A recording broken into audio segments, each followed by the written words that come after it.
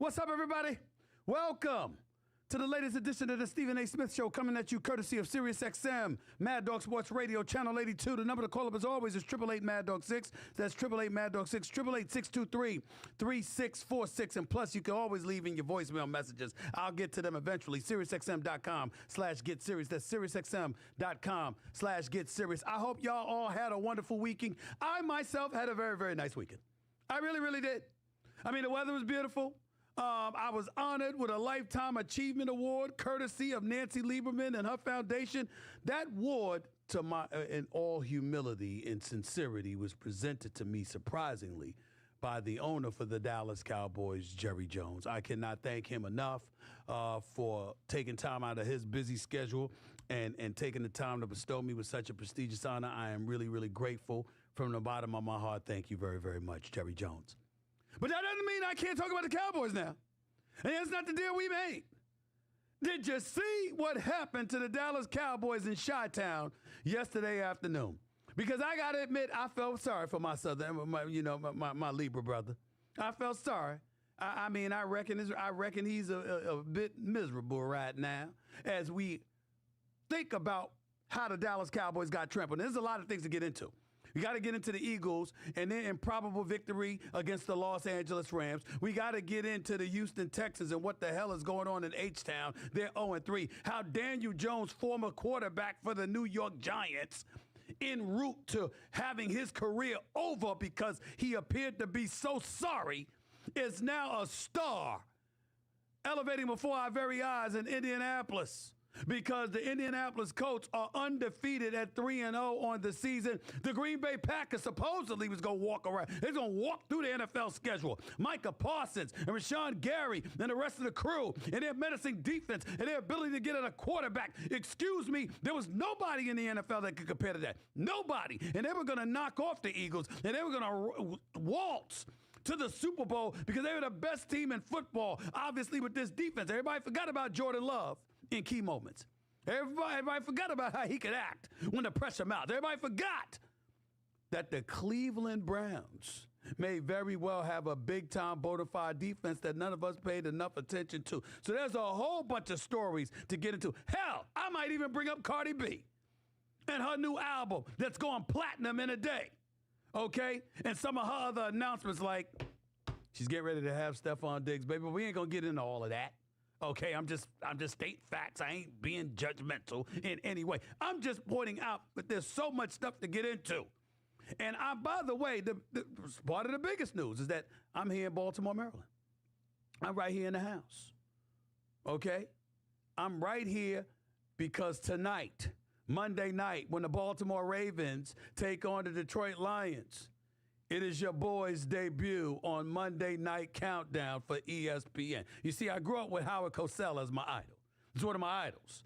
You know what I'm saying? I mean, that's when I learned about brokerage firms and stocks and all of this other stuff. When Howard Cosell used to say, halftime highlights brought to you by Merrill Lynch, a breed apart. I was a kid. I didn't even know what the hell that meant, okay? But I knew it because of Howard Cosell, because that's how distinctive his voice was. That's how he stood out above the crowd as a broadcaster, okay? Obviously never having played football or anything like that. And I always fantasized about being a part of the Monday Night Football coverage, and ESPN has blessed me with the honor of being able to do that tonight and a couple of other nights at the very least this season. It won't be every Monday night, but I'll be on the night. There's a lot to get into, but we got to talk about the Dallas Cowboys because, ladies and gentlemen, as far as I'm concerned, for all you Dallas Cowboy hopefuls out there, the season's over.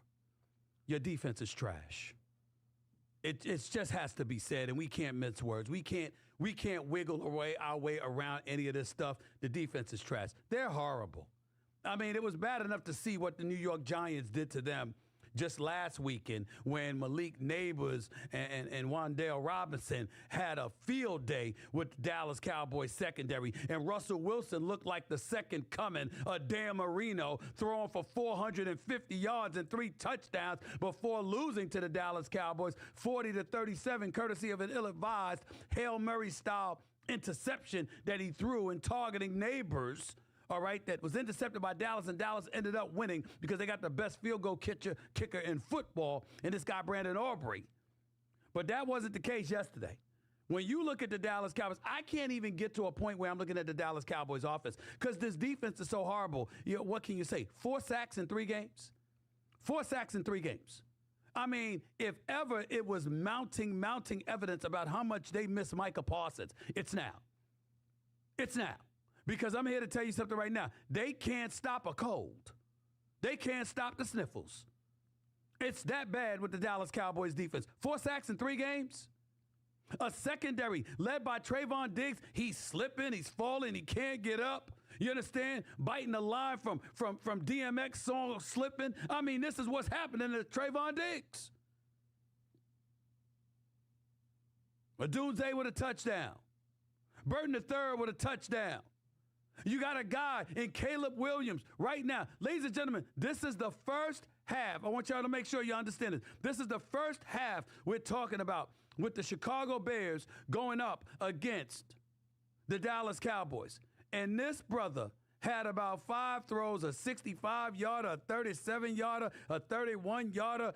65, 41, 35, 37, and 29 yards. This is Caleb Williams. By the way, ladies and gentlemen, if you remember, he was sacked 68 times last year. 68 times, 16 more than anybody else in the National Football League. Number 2 on the list was C.J. Stroud of the Houston Texans. But Caleb Williams was sacked 68 times. And as Sean Payton has religiously told folks, all sacks ain't the fault of the offensive line. Sometimes it is the quarterback holding on to the football along, not having enough pocket presence, not sensing the level of urgency and getting rid of the ball quick enough. All of those things could be true. Why am I bringing that up? Because yesterday, that was a non-factor. Caleb Williams was sitting back taking pictures, calling his honey, ordering Uber Eats. He was doing everything he wanted to do before throwing the damn football. That's what Caleb Williams was doing because he didn't have to worry about a pass rush from the Dallas Cowboys yesterday. He didn't have to worry about a damn thing. And this is the kind of stuff that I'm talking about right here.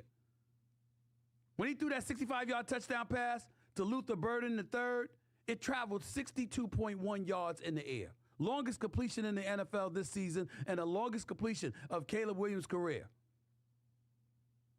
And I'm just looking at this right now. This Cowboys defense, 4 sacks in 3 games, ranking 29th in the National Football League. Right now, total defense 30th, scoring defense 28th, pass defense 31st, sacks per game 29th, and third down defense dead last. So they don't stop people on third down.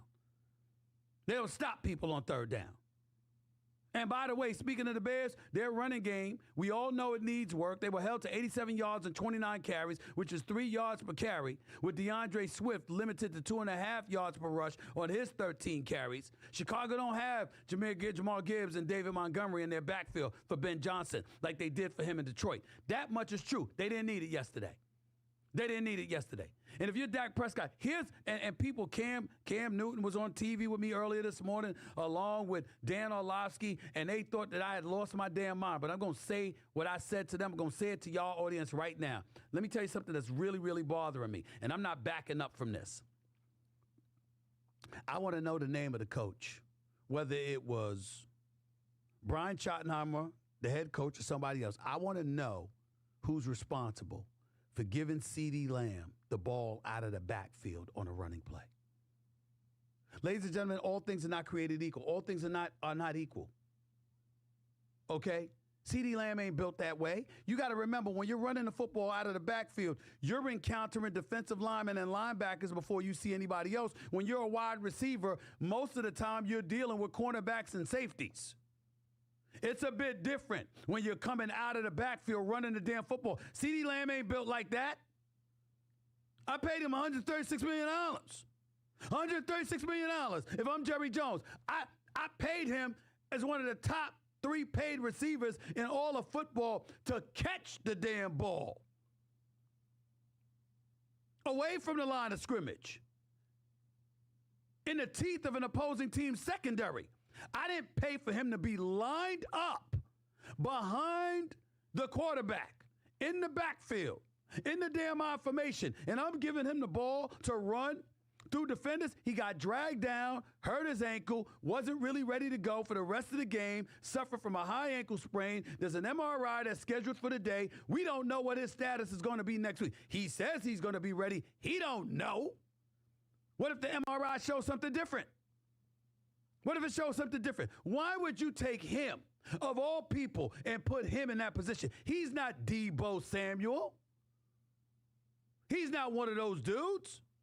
He's tall and slim, incredibly gifted. You don't put him in a position to run out of the backfield in a run and play. Everybody talking about, oh my goodness, you get a player like him, you get the ball in their hands no matter what. That's not true.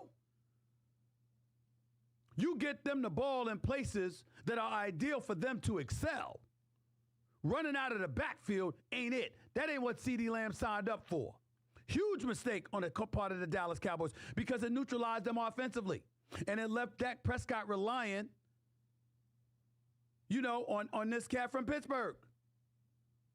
And that's what you have. And because of that, your offense was relatively neutralized. Dak Prescott was left to do but so much. Their offense was stripped of its potency. Their defense is trash, and they ended up getting blown out by a team who was 0-2 and was fresh off a previous week of giving up 52 points to the Detroit Lions in a blowout loss. But that's what happened. And because of that, I'm looking at I'm looking at the Dallas Cowboys, and I'm saying, excuse me, they don't have it. They don't have it. You can't expect but so much out of this team when you can't stop a cold. You just can't do it. That's how I'm viewing them right now. That's how I see them, and that's the way it's going to be. And by the way, late in the game, Trayvon Diggs and Kenny Clark, who was acquired in a Micah Parsons trade, by the way, both got hurt on the same defensive series in the third quarter. They committed 4 turnovers, but then forced a single turnover from the Chicago Bears. And 3 fourth-quarter drives all ended in interceptions. This is pretty bad. And by the way, it was going through the hands of cats. It wasn't like it was all Dak Prescott's fault. So we got to remember that moving forward. Make no mistake about it. Cowboys in a world of trouble. It doesn't look good at all. And as somebody that likes to troll the Cowboys, because I do consider their fan base the most disgusting, nauseating fan base in American history, that is absolutely true. I'm not changing my mind. You see me say it on TV. Don't think you're going to hear me say otherwise on radio. I can't stand Cowboy fans, but it's all love. It's just me like loving trolling them. Okay? That's all it is. It's no big deal. It's not the end of the world. I'm just having a good time talking about them. But I got to tell you something right now. They are horrible defensively. They really, really are. George Pickens, listen, he's in a contract year. And when he's missing balls and it's going through his hands and Chicago's intercepted because of that, that's not a good look for him. Plain and simple. Javonte Williams is running the football effectively. That's one good spot for them. And I think offensively, Dallas, with all its bodies healthy, can make some noise offensively. But there's not much you can do for this defense because this defense is horrible. And I think that the Micah Parsons trade ultimately is going to come back to haunt Jerry Jones. He doesn't believe so in the long haul, but I do. And quite frankly, I've been right and he hasn't. Because it's been 29 years since the Dallas Cowboys have been in the championship game. That means they haven't been in a championship game, which means they haven't been in a Super Bowl, which means they haven't won a Super Bowl. And we all know they ain't going to win it this year. So since January 28th of 1996, the Dallas Cowboys are on the outside looking in at a Super Bowl. I'm so surprised. I'm so surprised. 888 Mad Dog 6 is the number to call up. That's 888-623-3646. You're listening live to the Stephen A. Smith Show, Sirius XM, Mad Dog Sports Radio. Lots to get into. Philadelphia Eagles. Wow. What do you say? Big boy Jordan Davis, 6'6", 336 pounds, blocks the field goal and then scoops it up and runs down and returns it to a touchdown. I mean, Big Boy still had to win to keep on running if he needed to, and he ran like 18.59 miles per hour. Nobody's expect that kind of speed on a boy that big, but that brother did his thing. Okay? Jalen Carter blocked the field goal before that. 2 blocked field goals ultimately cost the Rams the victory. Here's the thing about the Los Angeles Rams. Props in one sense because they came into Philadelphia ready to go. Still sniffing the loss of losing to the Eagles in the divisional playoff game last year, and that snowball essentially.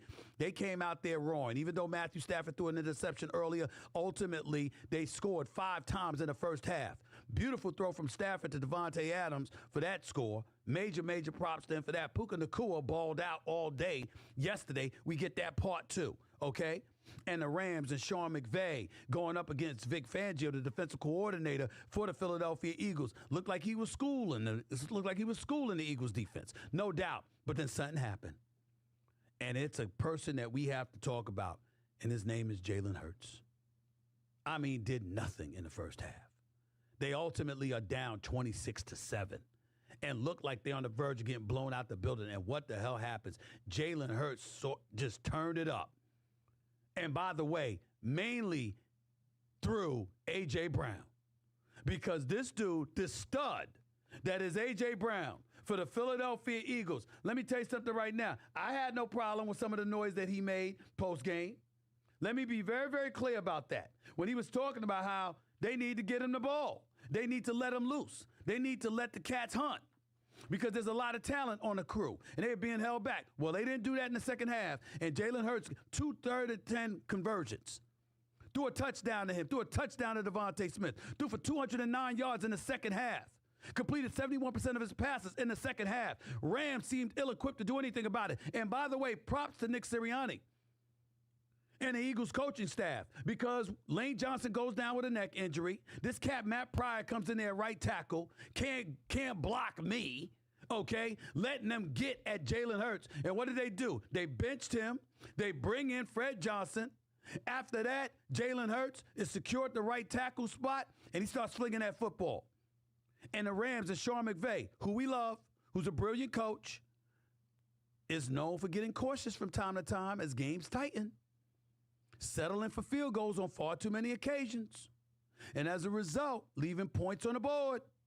And in yesterday's case, not once but twice, and 3 times over the last 2 weeks, he saw a field goal get blocked.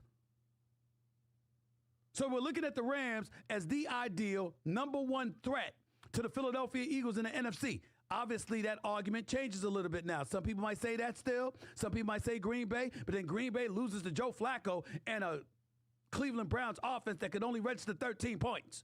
And if Jordan Love hadn't thrown the damn interception, they still would have won the game, but it still only had 10 points.